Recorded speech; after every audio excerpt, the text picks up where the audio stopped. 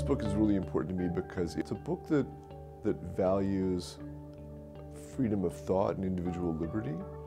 This book by Carlo Ginzburg, who's an Italian historian, is the reconstruction of a set of documents and life experience of a poor man named Minocchio, who lived in the Friuli region of Italy. At some point in his adult life, he developed a theory of how the world began. And Minocchio starts preaching in the street. So he's, if you could imagine him at like de Maisonneuve and Guy Street, and he is giving his version of how the world begins. Minocchio's great theory is a chaos theory.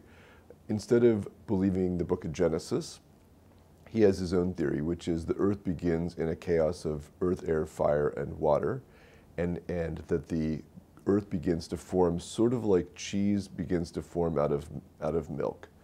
And then he thinks that once the cheese gets ripe enough, it gets infested by worms, and the worms become angels, and the worms are in effect signs of God. This doesn't play very well in the halls of the church in 16th century Italy. We admire his capacity for challenging authority, for thinking fresh for himself. And that's what university life is all about, breaking old ideas and making new ones.